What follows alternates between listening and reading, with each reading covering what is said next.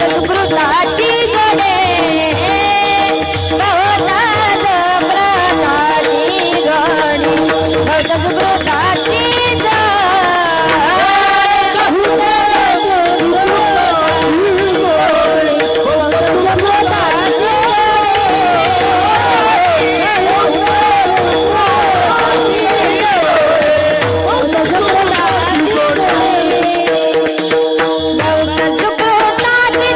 म्हणून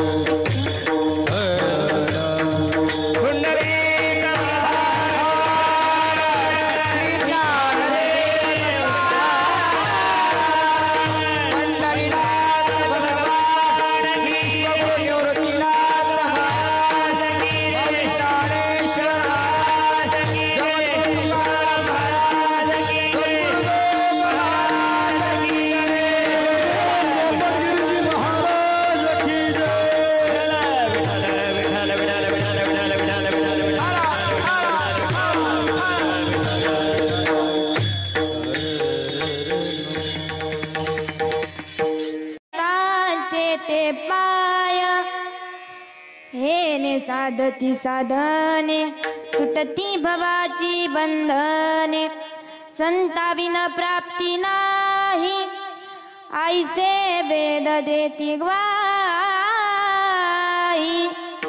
येणे साधती साधने तुटती भवाची बंधने एका जनार्दनी संत पूर्ण करती मनोरथ येणे साधती साधने तुटती भवाची बंधने विठ्ठल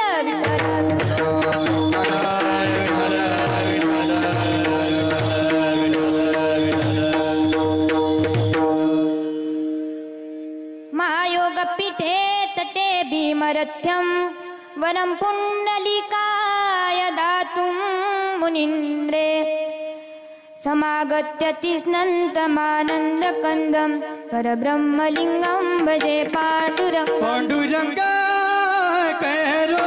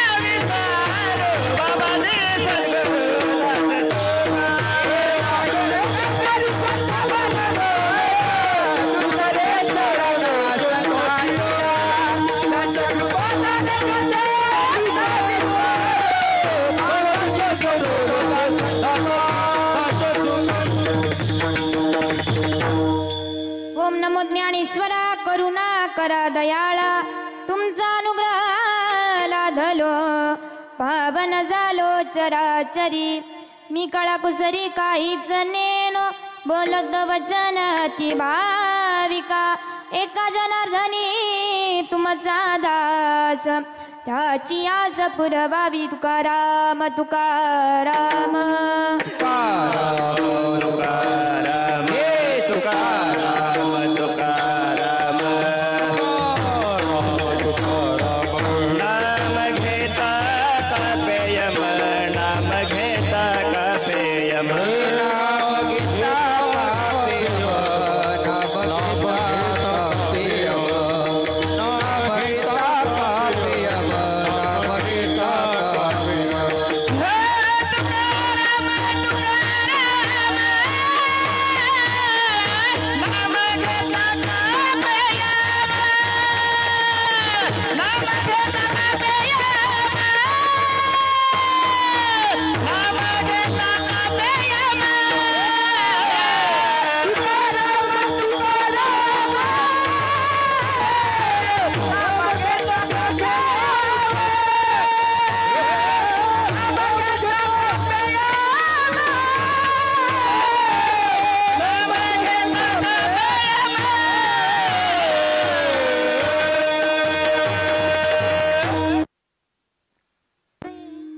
आता हृदय हे आपुले चौफाळून या भले वरी बैसवू पाऊले श्री गुरूंचे ते नमस्कारो नियाता मनोजव मारुत तुल्य वेग इंद्रियं बुद्धिमत्ता वरिष्ठं वातात्मजं वानरूद्यमुख श्रीरामदूतं शरणं प्रपद्ये हे दुःखभञ्जन मारुति नन्दन हे दुःखभञ्जन मारुति नन्दन सुन लो मेरी पुकार पवन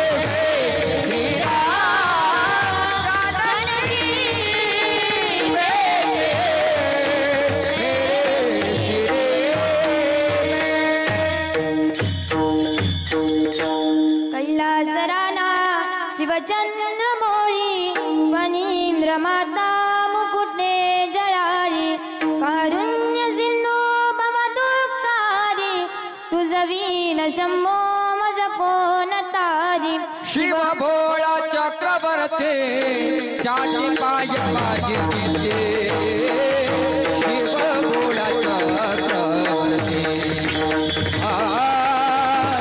शिव भोळा चक्रवर्ती शिव भोळा चक्रवर्ती जाती पाय माझी चित्ते शिव भोळा चक्रवर्ती शिव भोळा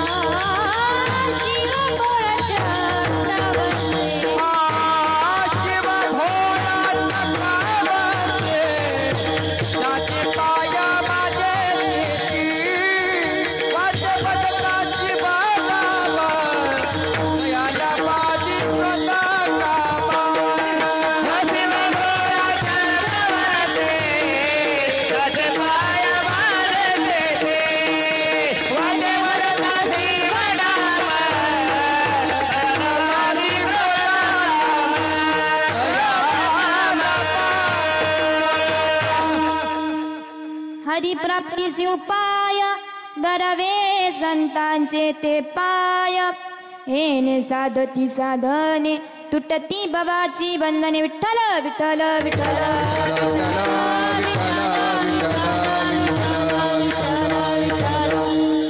प्रस्तुत प्राप्त प्रसंगी प्राप्त स्थळी प्राप्त वेळी चिंतन रूपी सेवेकरिता निवडलेला अभंग महान भगवत भक्त श्रीमंत संत शांतीचे सागर पैठण निवासी शांतीब्रह्म एकनाथ महाराजांचा संत महिमा सांगणारा अभंग सेवेसाठी निवडलाय. विठ्ठल विठ्ठल विठ्ठल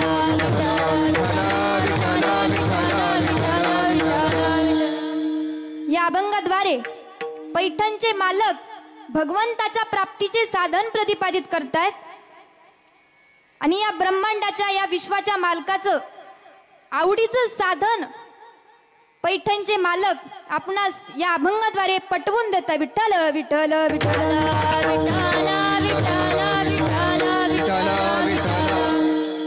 हरिप्राप्तीसी उपाय धरावे संतांचे ते पाय. साधूचे पाय धरले, संतांचे पाय धरले तरच आपल्याला देव प्राप्त होतो. येणे साधती साधने तुटती भवाची बंधने. आणि तशा त्या साधूंचे जर पाय धरले तर नाना प्रकारची बंधनं हे तुटतात. संताविना प्राप्ती नाही आईसे वेद देती ग्वाही. वेद स्वतः सांगताय, स्वतः साक्ष देताय की साधू शिवाय कुठलाही देव प्राप्त होत नाही. एका जनार्दनी संत पुरन्न करती मनोरथ. संतांचा शिक्का हा मोरतप झाल्याशिवाय आपली मागणी पूर्ण होत नाही. आपली मागणी जी आहे ती पूर्ण करण्याची ताकद ही फक्त संतांमध्ये आहे. हा झाला अभंगाचा सरळ सरळ भावार्थ. आता विस्तृत करण्याचा प्रयत्न करू. विठ्ठल विठ्ठल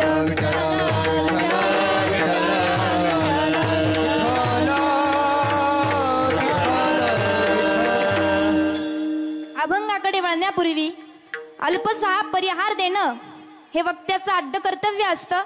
आपण इथं किम निमित्ताने जमलो आहोत हे सर्वांना माहीतच आहे, तरी देखील सांगणं हे माझं कर्तव्य आहे. बघा, चारीधाम यात्रा जर म्हटलं किंवा गंगा पूजन जर म्हटलं तर हा जो उत्सव आहे जो आपण करतोय तो सहजासहजी कोणी करत नाही. आणि बघा, चारीधाम यात्रा आणि 12 ज्योतिर्लिंगाला जोपर्यंत चक्कर मारून होत नाही तोपर्यंत गंगा पूजन होत नाही. आणि चारीधाम यात्रा जर म्हटलं तर पहिलं येतं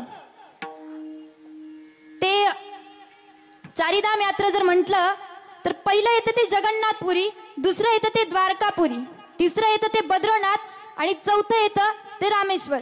आणि सप्तपुऱ्या जर म्हटलं तर पहिलं येतं ते काशी, दुसरं येतं ते अयोध्या, तिसरं येतं ते मायापूर, चौथं येतं ते हरिहर, पाचवं येतं ते उज्जैन, सहावं येतं ते शिवकांची आणि सातवं येतं ते मडी कळगाव पाटी. बरोबर ना? सातवं येतं ते कृष्ण भगवान परमात्म्याचं वृंदावन. आणि हे जे तीर्थयात्रा आहे ते आपले तीर्थयात्रेकरूंनी ही जी तीर्थयात्रा केली बघा. आणि 12 ज्योतिर्लिंग जर म्हटलं तर भाग्यवान आहे आपला देश की आपल्या देशामध्ये 12 ज्योतिर्लिंगापैकी जे 5 ज्योतिर्लिंग आहे ते आपल्या महाराष्ट्र देशात आहे. पहिला आहे ते परळी वैजनाथ, दुसरा आहे ते ओढा नागनाथ, तिसरा आहे ते भीमाशंकर, चौथा आहे ते त्र्यंबकेश्वर आणि पाचवा आहे ते घृष्णेश्वर. बघा, हे आपल्या ज्या तीर्थयात्रेकरूंनी ही तीर्थयात्रा केली आणि आज जो गंगा पूजनाचा जो उत्सव आहे तो भव्य दिव्य स्वरूपात आपण सर्वजण पार पाडत आहोत. आणि याच गंगा पूजनाची कीर्तनरूपी सेवा माझ्यासारख्या पामराकडे आली. मी खरंच स्वतःला भाग्यवान समजते. खरं सांगायचं तर मी कीर्तनकार नाही, हे माझं दुसरंच कीर्तन आहे. मी कीर्तनकार नाही, पण जो गावकऱ्यांनी माझ्यावर जो विश्वास टाकला की नाही तू हे कीर्तन करू शकते. अहो, मी म्हंटल की अहो एवढी गर्दी असणार आहे, कसं जमणार आहे मला, मी अजून कुठे शिकत नाही काही नाही. पण ते त्यांनी जो माझ्यावरती विश्वास टाकला, नक्की तुमच्या विश्वासाचं सोनं मी करेल. आणि आजच्या या कीर्तनरूपी सेवेसाठी मला साथसंगत करणारी की ज्यांचं महाराष्ट्रामध्ये फार मोठं नाव आहे. खरं तर मी माझं भाग्यवान समजते. मला इथं आल्यावरती कळलं म्हणजे त्यांच्या पुढे अजून मी खूप अज्ञानी आहे. खूप ज्ञानी माणसं आज इथे माझ्या पुढे उपस्थित आहे. मला आता असं दगदग होते, मी काय करू. खूप ज्ञानी मंडळी इथे माझ्या पुढे उपस्थित आहे की ज्यांचं महाराष्ट्रात नाव आहे, महाराष्ट्रातल्या कानाकोपऱ्यामध्ये ज्यांची आज ओळख आहे. असे आमचे निळोबा महाराज असतील, तशीच माझी ज्यांनी गायनाची जी म्हणजे मला गायनाचा जो पाया शिकवला आणि गायन शिकवताय असे माझे दोन्ही गुरुजी नंदकिशोर महाराज आणि आकाश महाराज, तेही इथे उपस्थित राहिले मी त्यांचेही आभार मानते. आणि आपल्या गावचंच भूषण आहे. मी पण आपल्याच गावची आहे आणि आपल्याच गावचं जे भूषण आहे कल्याण महाराज, मी त्यांच्याही चरणी नतमस्तक होते. आणि बरेच नाव घेण्यासारखे खूप मंडळी आहे. आमचे दत्ता भाऊ असतील, संदीप भाऊ असतील, रमेश भाऊ असतील, खूप जण आहे इथं नाव घेण्यासारखे. आणि आज मृदुंग वादक म्हणजे ज्यांचं महाराष्ट्रभर नाव आहे, म्हणजे त्यांनी जर पखवाद वाजवला ना, ज्याला नाचता येत नाही तो सुद्धा नाचू शकतो, इतका छान ज्यांचा पखवाद वाजवणं आहे. असे माझे म्हणजे मी ते मला पूर्ण मनापासून, तू माझी लेक आहेस, हक्काने चुकले ना हक्काने कान पकडतात. आणि जर बरोबर म्हणजे काहीतरी त्यांना अभिमान वाटेल असं जर वागले ना, नक्कीच माझी मुलगी माझी मुलगी म्हणून सगळ्यांना सांगणारे माझे गुरुवर्य पण आणि वडील पण दोन्ही पण धीरज महाराज, त्यांचे चरणी नतमस्तक होते. आणि माझे आई वडील की ज्यांनी जेव्हा कळलं की आपली मुलगी आपल्या गावात कीर्तनासाठी उभी राहणार आहे, महाराज रात्रंदिवस माझ्याकडून चिंतनाचा अभ्यास करून घेतला. असे माझी आई आणि माझे वडील म्हणजे इथं येईपर्यंत मला सांगत होते की घाबरू नको, हे काहीच होणार नाही, घाबरू नको. म्हणजे अशी सगळ्यांची काही म्हणजे तू बोलू शकते, म्हणजे माझ्यावर त्यांनी आधार मधले ते माझे आधार आणि आधार आहेच ते माझे. म्हणजे त्यांनी ना खूप प्रयत्न केलेत. त्यांच्याही चरणी मी नतमस्तक होते व सेवेला सुरुवात करते. मस्तक हे पायावरी, मस्तक हे पायावरी, मस्तक हे पायावरी, मस्तक हे पायावरी, संतांच्या वारकरी संतांच्या, वारकरी संतांच्या,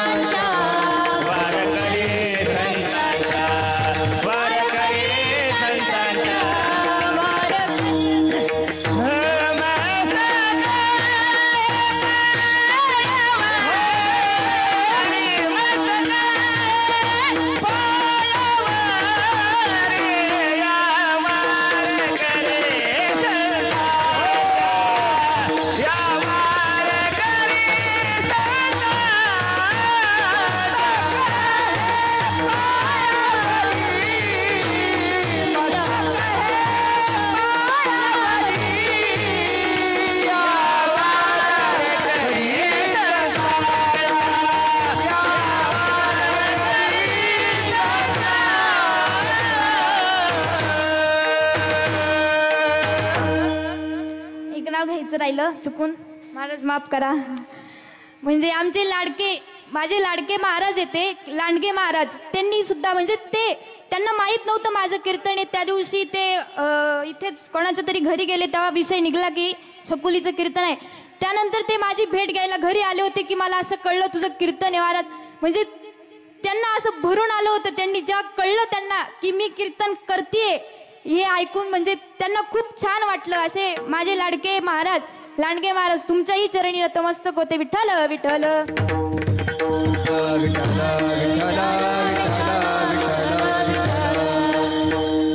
बघा, संतांचे जर पाय धरले तर आपल्यासारखा जड जीवांचा उद्धार होतो. हे पटवून देण्यासाठी हे नाथ महाराज आपल्याला सांगताय. आणि हे पटवून देण्यासाठी मी तुम्हाला एक उदाहरण सांगते, ते आधी भजन करा. विठ्ठल विठ्ठल.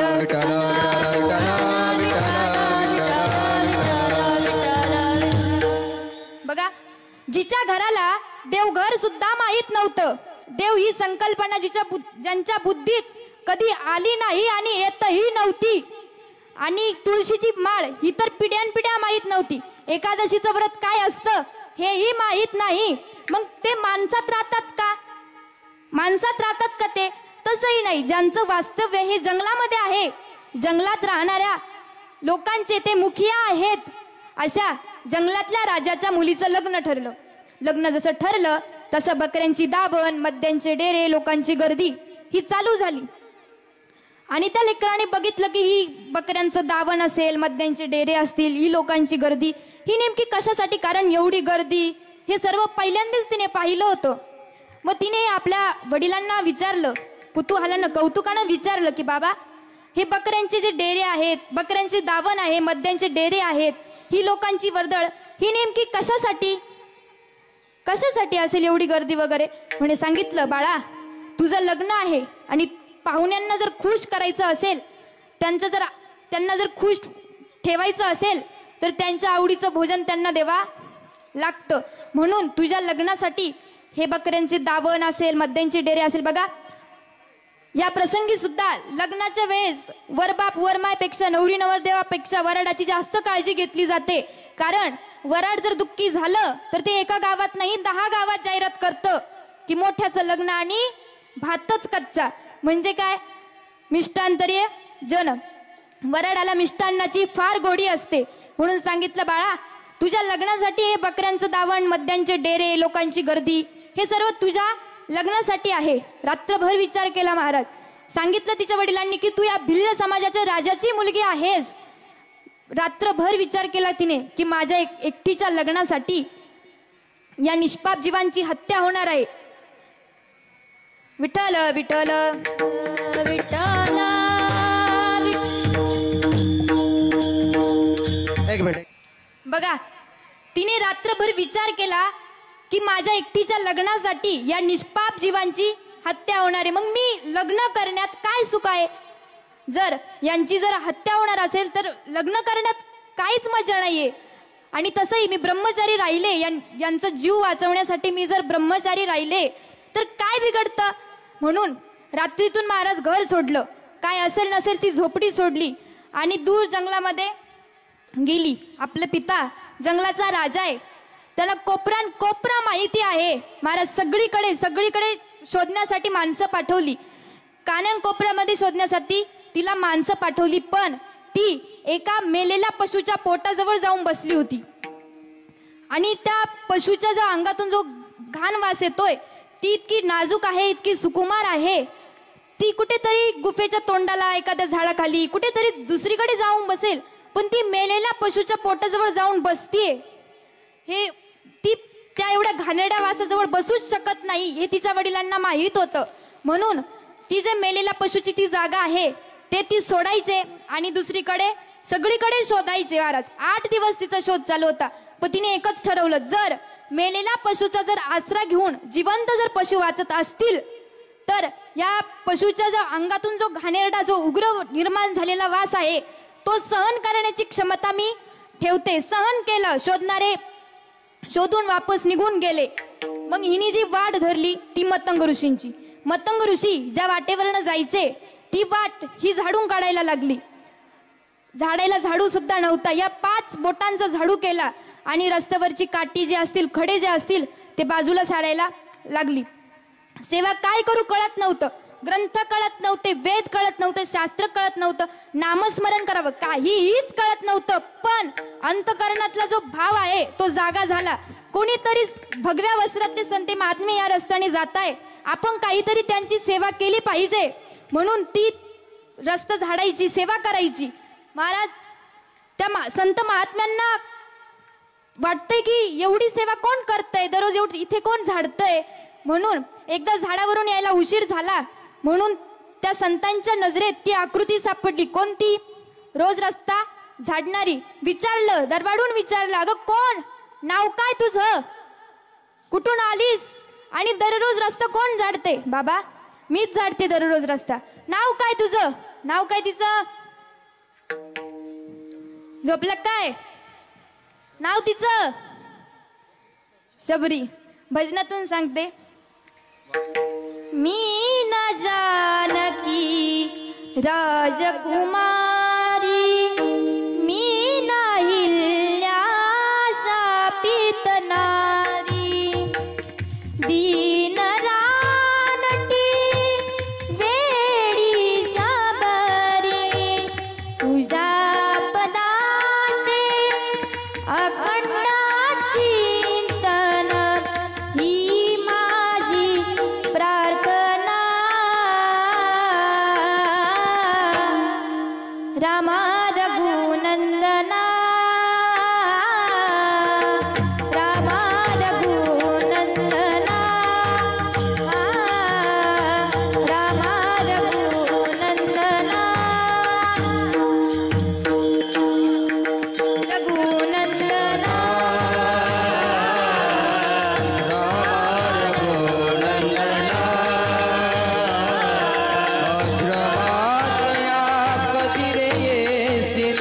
आश्रमात कधी रे ही माझी वंदना भ्रमर गुणनंदना भ्रमर गुणनंदना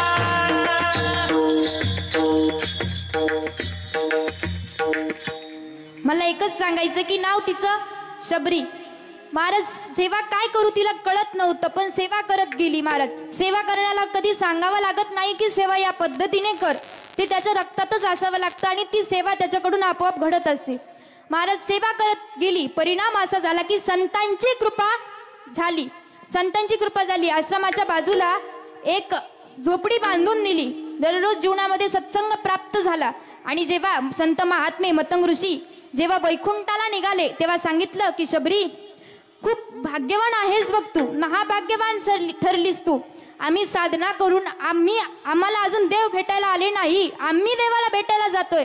पण श्रेष्ठ तू आणि तुझी भक्ती की देव स्वतः तुला भेटायला येणार आहे. कधी येणार, कसे येणार काहीच माहीत नव्हतं, पण विश्वास ठेवला कुणावर? संतांच्या शब्दावर. येणार आहे माझे भगवान परमात्मा, मला भेटायला येणार आहे. जो येईल तो ईश्वरच. दररोज महाराज आनंद झाला की भगवान परमात्मा मला भेटायला येणार आहे. दररोज फुलं आणायची, आपल्या झोपडी पुढे दररोज सडा टाकायची, रांगोळी काढायची. राम आएंगे तो अंगना सजाऊंगी, दीप जला के दिवाली में मनाऊंगी. आएंगे तो अंगना सजाओगे, दीप जला के दिवाली में मनाओगे. मेरी जन्मों के सारे पाप मिट जाएंगे, राम आएंगे. मेरी झोपड़ी के बाद आज खुल जाएंगे, राम आएंगे. मेरे झोपड़ी के बाद खुल जाएंगे, राम आएंगे. मेरे झोपड़ी के बाद खुल जाएंगे, राम आएंगे. राम आएंगे, आएंगे राम आएंगे. आएंगे राम आएंगे. राम आएंगे, आएंगे राम आएंगे. राम आएंगे, राम आएंगे. मेरी झोपड़ी के बाद खुल जाएंगे, राम आएंगे. मेरे झोपड़ी के बाद खुल जाएंगे, राम आएंगे. राम आएंगे, राम आएंगे. माझे भगवान परमात्मे मला भेटायला येणार, जो येईल तो ईश्वरच. जेव्हा कळलं की देव मला भेटायला येणार आहे महाराज, दररोज शबरी अंगणापुढे सारवत रांगोळी काढत राहिली. आणि जेव्हा देव आले ना तेव्हा ती म्हणते की तृप्त झाले मी, समाधानी झाले मी की जगाचा मालक माझ्या या झोपडीत आला, माझ्या गुरूंचा शब्द खरा ठरला. महाराज वनात राहणारी शबरी काहीच समजत नव्हतं, नामस्मरण करावं याचंही ज्ञान नव्हतं, पण वाट पाहू लागली देवाची. आणि तिचं वाट पाहणं हे तिची साधना ठरली. आणि त्या साधनेचं फळ म्हणजे भगवान परमात्म्याला तिच्याकडे यावं लागलं.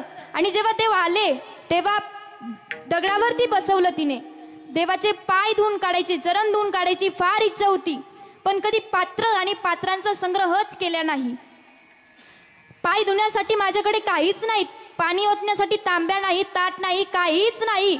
वनात राहणारी शबरी, देवाने तिच्या अंतकरणातला भाव जाणला की अरे ही माझी वनात राहणारी शबरी, भूक लागली तेव्हा फळ तोडून खाणारी, पाणी लागली तेव्हा उंजळीत पाणी पिणारी. मग देवाने काय केलं की आपले दोन्हीही पाय उंच केले. तेव्हा शबरीने आपल्या हाताचं करपात्र केलं, भगवंताच्या चरणाखाली घातलं, नैनांचा लोटा केला. इतकी रडली शबरी, इतकी रडली आणि त्या भगवान परमात्म्याचे पाय धुवून काढले. यातून आपण बोध घेतला पाहिजे की ती वनात राहणारी शबरी, तिच्याकडे पात्र नव्हतं पण पात्रता होती. आपण यातून बोध घेतला पाहिजे. आपले घर पात्रांनी गच्च भरले पण अजून आपली कशाचीच पात्रता झाली. देव भावाचा भुकेलो, देव भावाचा भुकेलो, देव भावाचा भुकेला, देव भावाचा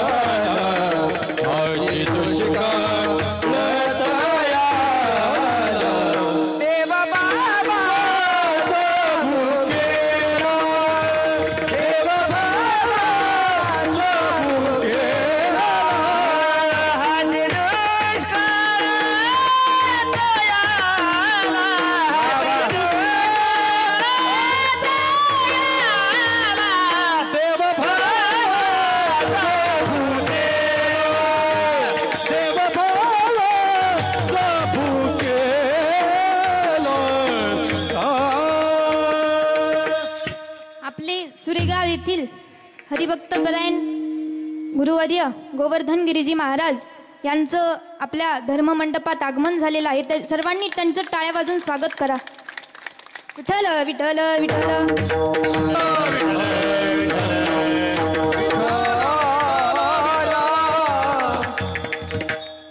बघा, वनात राहणारी सबरी तिच्याकडे काहीच नव्हतं तरी करपात्र करून तिने देवाचे आपल्या अश्रूंनी पाय धुतले. आपले घर पात्रांनी गच्च भरले. आपली अजून कशाचीच पात्रता झाली नाही.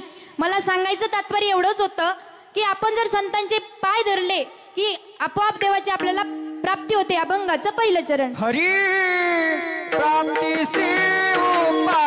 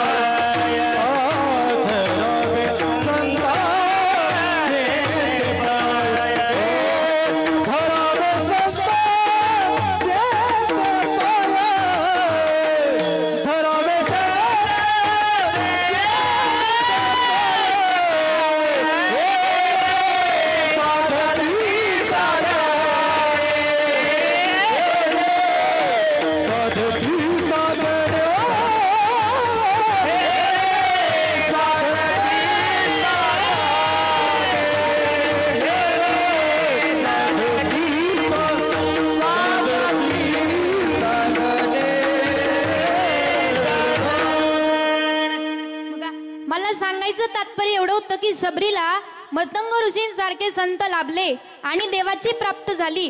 तेच पैठणचे मालक आपल्याला सुद्धा तेच सांगताय की तुम्ही संतांचे पाय धरा, देव तुम्हाला आपोआप भेटायला येईल. बघा, आणि बरं ठीक आहे, धरले आम्ही संतांचे पाय, मग काय होईल? तुम्हाला जाता जाता एक उदाहरण पण मी सांगून जाईल. बघा, त्या आधी भजन करा. विठ्ठल विठ्ठल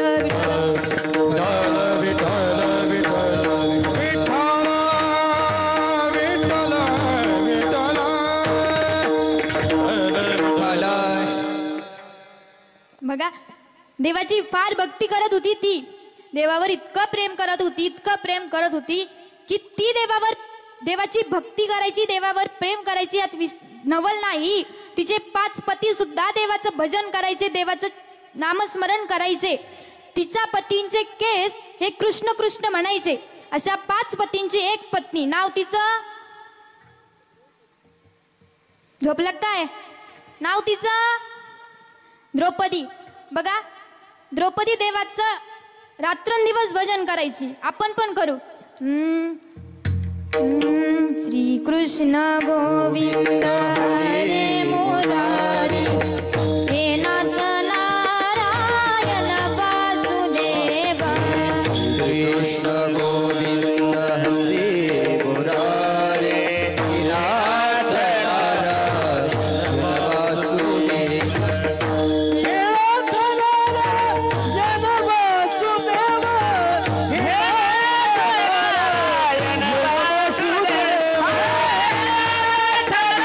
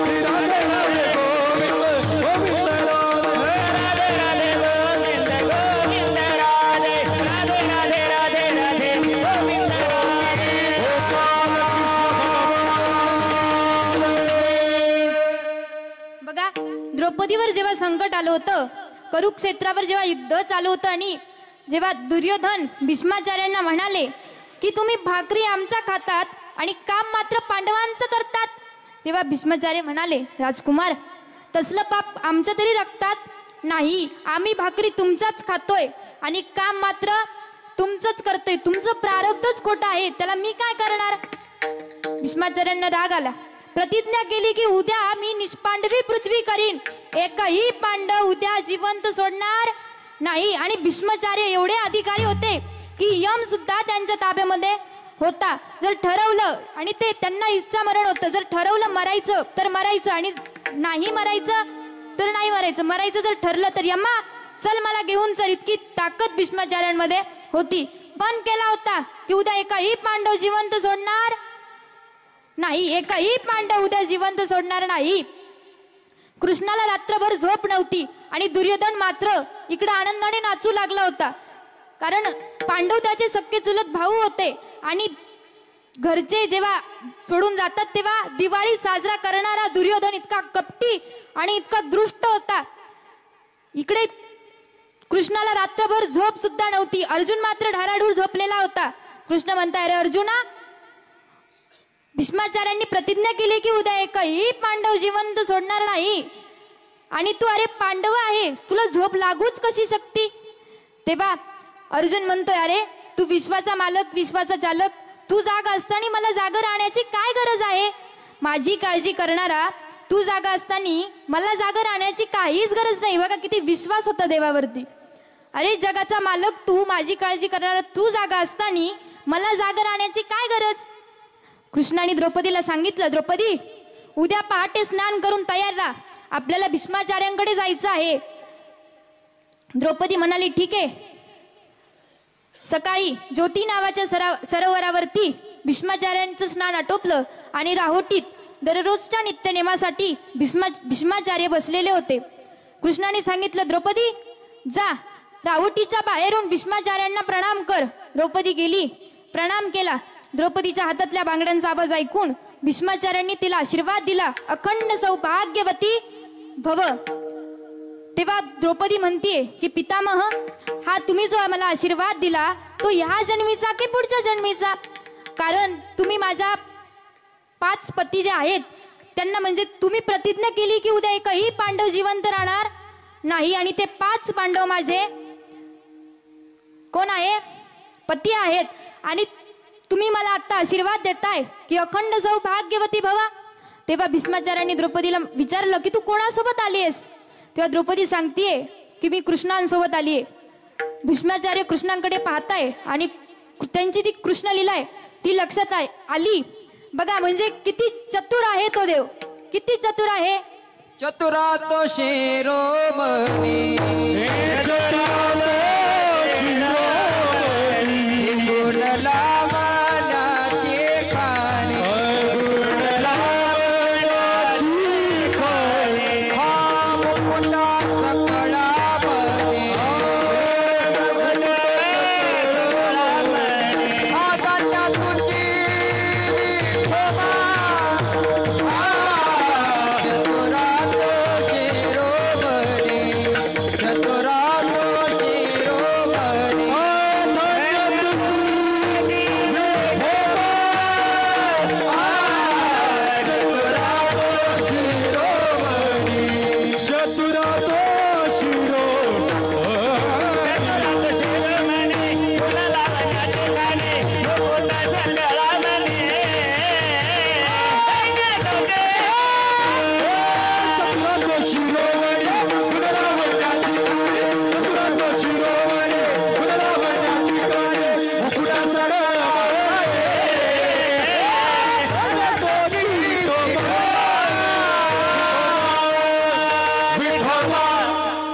बघा मला सांगायचं तात्पर्य काय होतं, मला सांगायचं तात्पर्य काय होतं की भीष्माचार्यांनी प्रतिज्ञा केली की उद्या एकही पांडव जिवंत राहणार नाही, पण कृष्णांच्या सांगण्यावरून कृष्णांनी जे सांगितलं ते द्रौपदीने केलं आणि द्रौपदीला आशीर्वाद मिळाला की अखंड सौभाग्यवती भव. म्हणजे साधू संत जर आपल्या सोबत असतील, त्यांचा जर आशीर्वाद आपल्याला जर असेल तर कुठल्याही प्रकारचं बंधन असू त्यातून आपल्याला मार्ग हा मिळेल, असं मी नाही पैठणचे मालक अभंगाच्या 2ऱ्या चरणात सांगताय.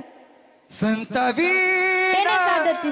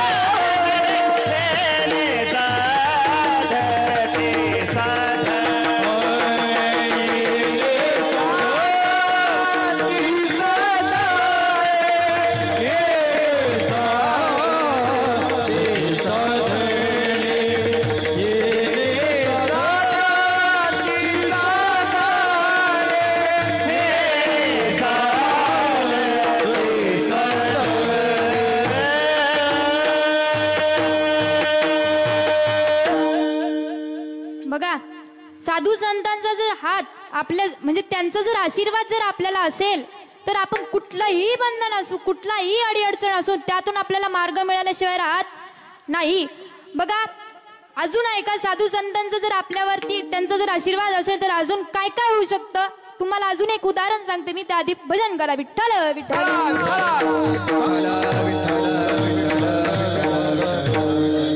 बघा वाल्मिकी ऋषींनी जे रामायण लिहिलं ते साधं नाही. रामायणाचे पहिले रचनाकार आद्यकवी कोण? वाल्मिकी ऋषी. मग ते आधी खूप मोठे हरिभक्तपरायण होते का? महिला मंडळ होते का? खूप मोठे ते हबप होते का? मग त्यांच्या गळ्यामध्ये खूप मोठ्या मोठ्या माळा होत्या का? मग त्यांच्या कपाळाला गोपीचंदनाचा टिळा होता का?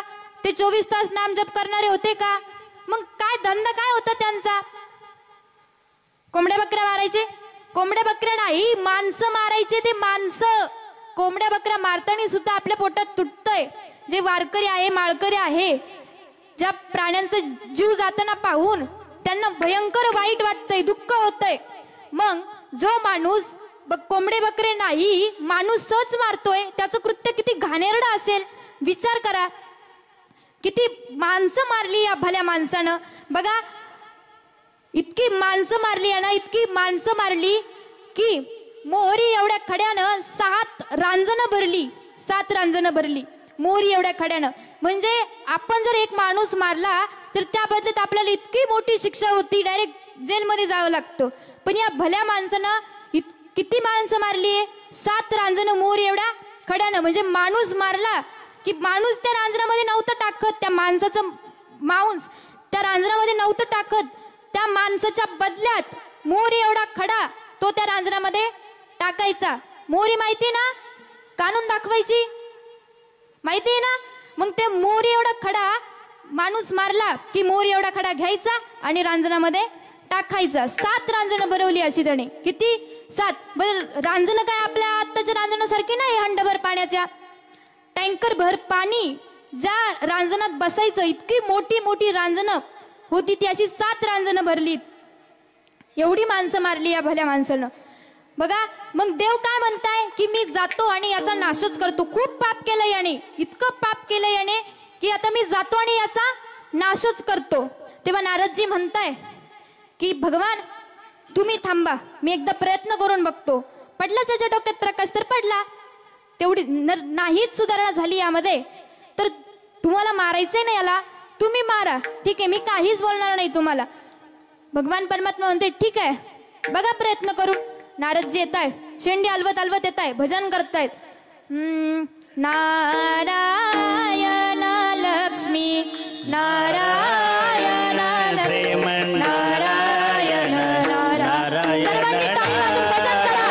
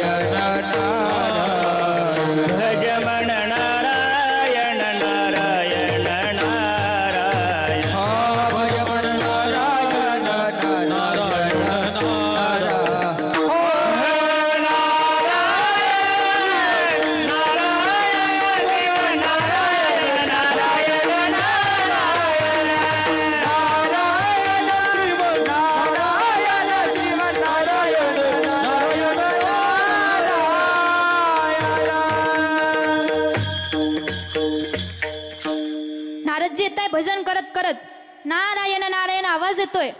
वाल्याला नेमकी त्याच दिवशी शिकार भेटत नव्हती. खूप बघितलं पण त्याला त्या दिवशी शिकारच भेटत नव्हती. भेटली तर भेटली ती कोणाची? फकीराचीच भेटली. नारायण नारायण आवाज येतोय. वाल्या आडवा गेला, समोर गेला. थांबा, रुक जा. अरे मला थांबविणारा तू कोण? मला ओळखलं नाही तुम्ही? अरे तुला ओळखायला तू काय या गावचा पदाधिकारी आहेस का? या गावच्या लोकांचं तू मुखिया आहेस की आम्ही तुला ओळखायचं की तुझं नाव देवाच्या यादीत आहे? बघा, देवाच्या यादीत आपलं नाव असो किंवा नसो, पण चांगल्या माणसांच्या यादीत आपलं नाव नक्की असावं.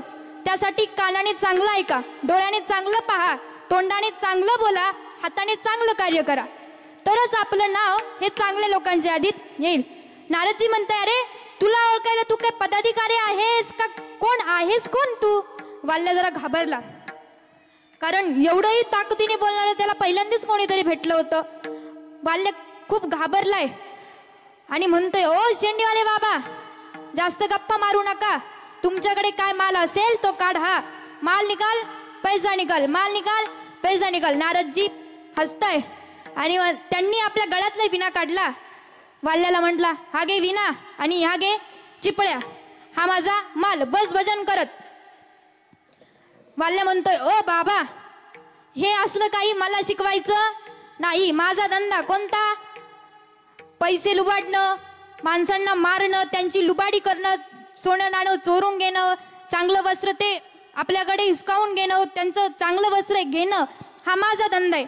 मला हे असलं काही शिकवायचं नाही. नारदजी म्हणते, अरे तू एवढं पाप करतोस, एवढं पापी आहेस तू, हे पाप तू कोणासाठी करतोय?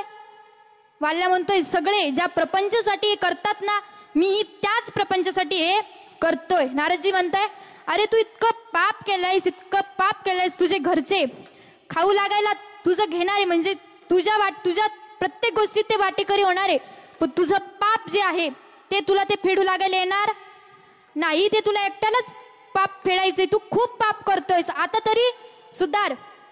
अरे लांब कशाला जातोस?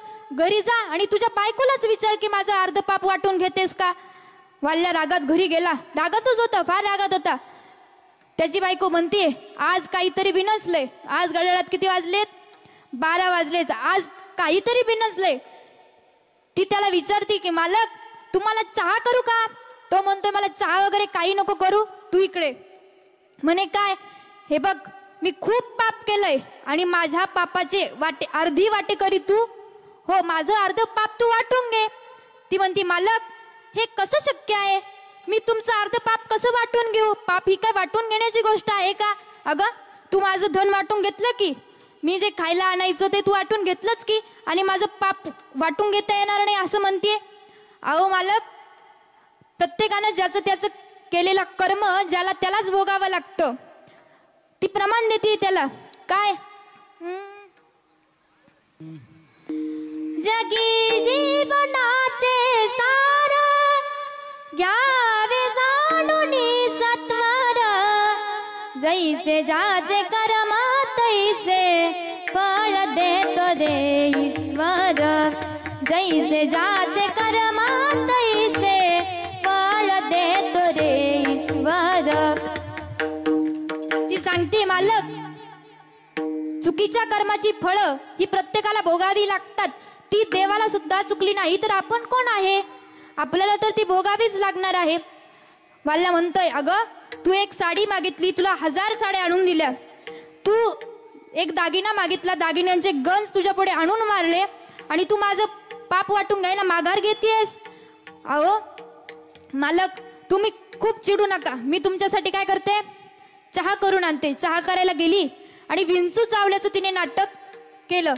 विंचू चावला, खूप वेदना होत आहे, माझ्या पायात पूर्ण मुंग्या भरलाय, खूप वेदना होत आहे. वाल्या आला, अगं काय झालं? म्हणे, मला विंचू चावलाय, खूप वेदना होत आहेत, पायात पूर्णपणे मुंग्या भरलाय. तो म्हणतोय, मी काय करू मग? डॉक्टरांना बोलू की झाडपाल्याचं औषध आणू? ती म्हणे, तुम्ही एकच करा. म्हणे, काय? माझ्या पायातल्या अर्ध्या मुंग्या तुम्ही काय करा, वाटून घ्या. त्याने तिचा असा पाय पकडलेला होता चोळायला, दिली ढकलून खाली. अगं तुला काय वेळ लागलं का? मुंग्या ही काय वाटून घेण्याची गोष्ट आहे का? विंचू तुला चावलंय, मुंग्या मी कशा वाटून घेऊ? तडकन उभी राहिली. पाप तुम्ही केलंय, मी कशाला वाटून घेऊ? पाप तुम्ही केलंय, मी कशाला वाटून घेऊ? अहो, प्रत्येकाला प्रत्येकाच्या कर्माची फळं ही भोगावी लागते. पाप तुम्ही केलंय, ती पाप ही काय वाटून घेण्याची गोष्ट नाही. जसं माझ्या पायातल्या मुंग्या तुम्हाला वाटून घेता येत नाही ना, तसं तुमचं पाप मला वाटून घेता येत नाही. मग वाल्याला पश्चाताप झाला. वाल्या नारदजींकडे येतोय आणि नारदजींना म्हणतोय की नारदजी आता माझा काय करा, उद्धार करा. मी खूप पाप केले, मला कळते मी खूप पाप केले, पण मला यातून वाचवा, माझा उद्धार करा. प्रभुजी नाव किनारे लगावो, नदिया गहरी नाव पुराणी डुबत म्हणा ना. प्रभुजी नाव किनारे लगावो, प्रभुजी नाव किनारे लगावो, प्रभुजी नाव किनारे लगा, प्रभुजी नाव किनारे लगा, प्रभुजी नाव किनारे लगाओ लगाओ, प्रभुजी नाव किनारे लगाओ.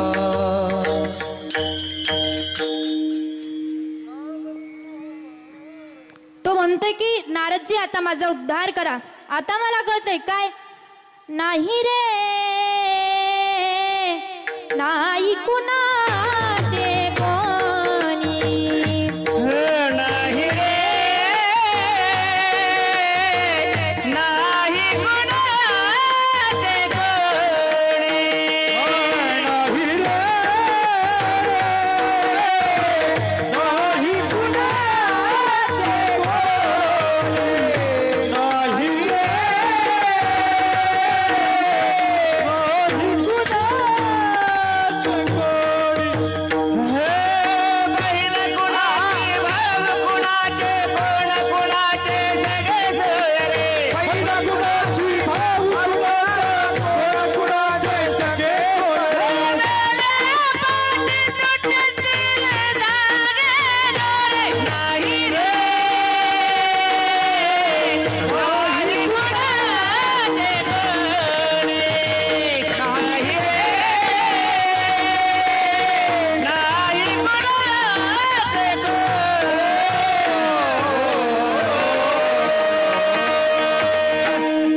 वाल्या नारदजींना म्हणतोय की नारदजी आता माझा उद्धार करा. नारदजी म्हणताय ठीक आहे, मी तुला एक मंत्र देतो, त्या मंत्राचं तू दिवस रात्र काय कर, जप कर. नारदजीने त्याला राम असा मंत्र दिला, पण वाल्या म्हणतोय की नारदजी मला मरा म्हणायची सवय आहे. नारदजी म्हणते ठीक आहे, तुला मरा म्हणायची सवय आहे ना, मग तू मरा मरा म्हण. आणि त्या मरा मराचा राम कधी झाला हे वाल्याला सुद्धा कळालं नाही. म्हणजे मला सांगण्याचं तात्पर्य काय होतं. अभंगाचं 3रं चरण. संताविण प्राप्ती नाही, संताविण प्राप्ती नाही,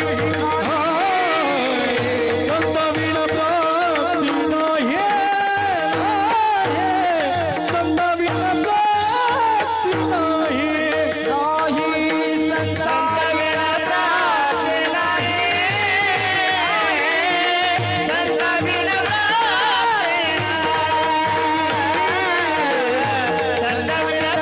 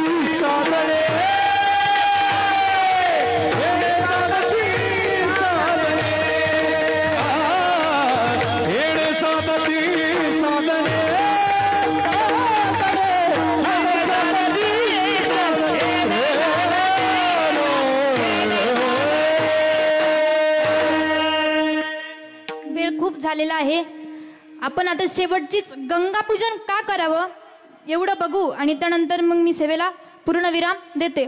बघा ऐका, सदर नावाचा एक राजा होता. 60,000 मुलं त्याला होती आणि त्या 60,000 मुलं त्याला होती आणि त्याने यज्ञ करायचं ठरवलं. आपण गंगा पूजन का करावं हे बघतोय, नीट ऐका. त्याने यज्ञ करायचं ठरवलं. 99 यज्ञ पूर्ण झाले आणि 100वा यज्ञ चालू झाला आणि इकडे इंद्र घाबरला, कारण 100 यज्ञ जेव्हा पूर्ण होतात तेव्हा इंद्राचं इंद्रपद जातं. इंद्र घाबरला. इंद्राने ठरवलं की काहीही झालं तरी हा 100वा यज्ञ पूर्ण होऊ द्यायचा नाही. मग त्याने जो यज्ञाचा घोडा होता तो घोडा त्याने पळवला, तो तिथून घेऊन गेला. फिरत फिरत फिरत त्याला एक आश्रम दिसले आणि त्या आश्रमात तो गेला. तो घोडा घेऊन तो गेला आणि ते आश्रम होतं कपिल गुरुजींचं, कपिल महाराजांचं. आणि कपिल महाराजांच्या ऋषी त्या आश्रमात तो गेला आणि तिथे तेव्हा कपिल ऋषींची तिथे साधना चालू होती. ओम हरि ओम हरि ओम साधना चालू होती आणि त्याने त्या आश्रमाच्या कोपऱ्याला तो घोडा बांधून दिला आणि तिथून निघून गेला. इकडे राजाला कळालं की आपल्या यज्ञाचा घोडा काय झालाय, चोरी गेलाय. त्याने आपल्या 60,000 मुलांना इकडं बोलावलं आणि बोलावल्यावर सांगितलं की तुम्ही सर्व तो घोडा काय करा, शोधून आणा. सर्व 60,000 मुलं तो घोडा शोधायला गेले आणि फिरत फिरत तेही त्या कपिल ऋषींच्या आश्रमात आले. तेव्हा ते म्हणताय की कपिल ऋषींना म्हणताय की ओ साधू महाराज, आमच्या यज्ञाचा घोडा कोणीतरी पळवलाय, तो तुम्ही पाहिला का? साधू महाराजांची काय चालू होती, साधना चालू होती आणि तेवढ्यात त्यांच्यातलं एकाचं लक्ष हे आश्रमाच्या कोपऱ्याकडे गेलं आणि त्यांनी तो घोडा तिथे बांधलेला पाहिला. घोडा बांधलेला पाहिला आणि साधू महाराजांना म्हणताय, ओ साधू महाराज, साधना करतात आणि असे धंदे करतात, आमच्या यज्ञाचा घोडा का पळून आणलास तुम्ही साधना करतात, तुम्ही तपश्चर्या करतात ना, मग हे धंदे का करतात? भीष्माचार्यांना रागच आला आणि भीष्माचार्य इतके तपश्चर्य होते, इतके म्हणजे त्यांनी इतकी तपश्चर्या केलेली होती. भीष्माचार्यांनी डोळे उघडले, इतका राग आला आणि त्या डोळ्यातून ज्वालामुखी बाहेर पडली आणि त्या 60,000 मुलांची तिथे काय झाली, राख झाली. कारण ते ज्वालामुखी ते जळून खाक झाले आणि जळून खाक झाल्याच्या नंतर राजाला कळालं की अरे अजून आपले मुलं का येत नाहीये, एवढा का उशीर होतोय त्यांना, आपले 60,000 मुलं गेलेत, का येत नाहीये. म्हणून त्यांनी आपल्या दुसऱ्या बायकोचा जो मुलगा होता त्याला बोलावलं. अरे तुझे भाऊ गेलेत, घोडा शोधायला गेलेत, ते अजूनही आले नाही, जा बरं तुझ्या भावांना शोधून आण. तो मुलगा तिथून गेला, आपल्या 60,000 भावांना शोधायचंय, तो गेला आणि तोही फिरत फिरत कपिल ऋषींच्या आश्रमाजवळ गेला. कपिल ऋषींच्या आश्रमात गेल्यानंतर त्याने कपिल ऋषींना विचारलं की महाराज, माझे भाऊ इथे आले होते का? त्याने नम्रपणे विचारले आणि मग साधूने देखील नम्रपणे त्याला सांगितलं की अरे ते तुझे भाऊ होते का, ते घोडा शोधायला आले होते का? म्हणे हो महाराज, ते माझे भाऊ होते. तेव्हा महाराजांनी सांगितलं, बघ तिथे ते जे राखीचे जे ढीग पडलेत ना, ते तुझ्या भावांचे आहेत. याला घामच फुटला. अहो महाराज, मग आता यांचा उद्धार होण्यासाठी मला काय करावं लागेल? कपिल ऋषींनी सांगितलं, तुला यांचा उद्धार करायचा आहे ना? म्हणे हो, म्हणे मला यांचा उद्धार करायचा आहे. म्हणे मग गंगेचं पाणी तुला काय करावं लागेल, आणावं लागेल आणि यांच्यावर काय करावं लागेल, ते शिपडावं लागेल, तरच यांचा उद्धार होईल, नाहीतर यांचा उद्धार होणार नाही. मग आता गंगेचं पाणी आणण्यासाठी मला काय करावं लागेल? अरे मग तुला गंगेची साधना सुरू करावी लागेल. मग त्याने गंगेची साधना सुरू केली, पण त्याला गंगा प्रसन्न झाली का? नाही. त्यांचाच वंशातील दुसरा मुलगा अश्वमेध, त्याचं नाव अश्वमेध राजाने सुद्धा साधना सुरू केली, पण त्यांना सुद्धा गंगा काय प्रसन्न झाली नाही. त्यांच्याच वंशातील तिसरा मुलगा दिलीप राजा, त्यांनी सुद्धा साधना सुरू केली, त्यांना सुद्धा त्या साधनेचं फळ मिळालं का? नाही. गंगा त्यांना प्रसन्नच झाली नाही. आणि त्यांच्याच वंशातील चौथा मुलगा भगीरथ राजा, भगीरथ राजाने मात्र साधना केली आणि त्यांना गंगा प्रसन्न झाली.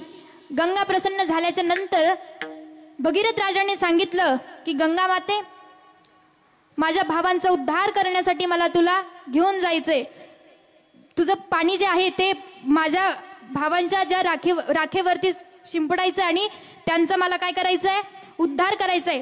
गंगा माता म्हटली ठीक आहे, पण माझा वेग इतका राहील, इतका माझा वेग राहील की मी जशी स्वर्गातून येईल तशी पाताळात निघून जाईल. मग तुला असं कोणीतरी इतका शक्तिशाली माणूस बघावा लागेल की जो मला रोखून धरेल. कोणी आहे का तुमच्याकडे, कोणी की मला रोखून धरणारा अशी कोणी श्रेष्ठ व्यक्ती आहे का? तो भगीरथ राजा म्हटले नाही गंगे माते, तूच सांग तुला रोखून धरणारा असं कोण आहे. तेव्हा गंगे मातेने सांगितलं की भगवान शिवशंकर मला काय करू शकता, रोखून धरू शकता. मग मला काय करावं लागेल? मग तुला भगवान शिवशंकरांची काय करावं लागेल, साधना करावं लागेल. मग त्याने भगवान शिवशंकरांची साधना सुरू केली. ओम नमः शिवाय, ओम नमः शिवाय, ओम नमः शिवाय. मग भगवान शिवशंकर त्याला प्रसन्न झाले. त्याने सांगितलं की भगवान शिवशंकरांना सांगितलं की बाबा मला माझ्या भावांचा उद्धार करण्यासाठी गंगेचं पाणी आणावं लागणार आहे. आणि पण गंगा माता म्हणतीये की माझा वेग इतका आहे की मी स्वर्गातून येईल आणि पातळात जाईल. तिला रोखून धरण्यासाठी, गंगेचं पाणी आपल्याला घेण्यासाठी त्यांनी मला तुझं नाव सांगितलं आणि मी तुमची काय केली, साधना केली. भगवान शिवशंकर म्हटले ठीक आहे, मी रोखून धरू शकतो गंगा मातेला. म्हणे ठीक आहे. भगवान शिवशंकराने ते गंगेला आपल्या जटेमध्ये काय केलं, बांधून ठेवलं. आणि त्यानंतर भगीरथ राजाला असं वाटलं की अरे भगवान शिवशंकरांनी जर जटेमधून गंगा सोडलीच नाही तर आपल्या भावांचा उद्धार कसा होईल. मग भगीरथ राजाने परत भगवान शिवशंकरांना विनंती केली की महाराज तुम्ही जटेतून काय करा, गंगेला काय करा, बाहेर सोडा. भगवान शिवशंकराने आपल्या जटेमधला एक केस उपटला आणि त्या जटेमधून काय गंगा काय झाली, वाहू लागली. आणि ती गंगा जशी वाहू लागली, भगीरथ राजा पुढे आणि ती गंगा मागे, अशी ती गंगा वाहू लागली. आणि मग भगीरथ राजा परत कपिल ऋषींच्या आश्रमामध्ये गेले. आश्रमामध्ये गेल्यानंतर ते जे गंगेचं पाणी आहे ते त्यांनी आपल्या भावांच्या जे राख होती तिथे पडलेली त्या राखेवरती शिंपाडले आणि आपल्या भावांचा काय केला, उद्धार केला, आपल्या पित्रांचा उद्धार केला. तसंच आपले जे तीर्थयात्रेकरू होते त्यांनी सुद्धा जे गंगेचं जे जल आहे ते आणून ब्राह्मणांच्या मंत्रघोषात ते जलाचं पूजन करून आपल्या पित्रांचा काय केला, त्यांनी उद्धार केला. बघा सर्वांनी तीर्थयात्रा ही केली पाहिजे. आमचे धीरज महाराज नेहमी म्हणतात, काय म्हणतात, काय बरं या जीवनात, काय बरं या जीवनात, आमचे महाराज नेहमी म्हणतात. त्यामुळं तीर्थयात्रा करा, भगवंताचं नामस्मरण करा आणि सर्वांनी तीर्थयात्रा केली पाहिजे. दत्तभाऊ यांनी केली, आपलं कधी दिवाळी नक्की पहा बरं, माऊंदेचं कीर्तन माझंच नक्की ना. बरं ठीक आहे. बघा टाइम खूप झालेला आहे. बघा जो गावकऱ्यांनी माझ्यावर जो विश्वास टाकला, खरंच तुम्हा सर्वांचे मी आभारी आहेत आणि तुमच्या सर्वांच्या मायबापांच्या चरणी नतमस्तक होते. बघा या तीनही म्हणजे गायनाचार्य जे आहेत त्यांनी तिघांनीही मला खूप छान सपोर्ट केला, खूप छान, म्हणजे त्यांचं कौतुक करावं, तिघांचंही कौतुक करावं तेवढं म्हणजे थोडंच आहे. आणि मी एवढी मोठी पण नाही आहे त्यांचं कौतुक करण्यास इतकी. त्यांनी खूप छान मला साथ दिली. आमचे धीरज महाराज त्यांनीही मला खूप छान साथ दिली. आमचे संदीप महाराज कुठे गेले, समस्त ग्रामस्थ भजनी मंडळ त्यांनी मला खूप छान साथ दिली. मी सर्वांच्या चरणी नतमस्तक होते व बाबा इथे माझ्या सेवेसाठी आले. मी त्यांच्याही चरणी नतमस्तक होते. काही चुकलं असेल तर मला नंतर सांगा, इथं नका सांगू. काही चुकलं असेल तर माफ करा, तुमची मुलगी म्हणून माफ करा आणि जे बरोबर असेल ते घरी घेऊन जा. आणि मी सर्वांच्या चरणी नतमस्तक होते व सेवेला प्रारंभ पूर्णविराम.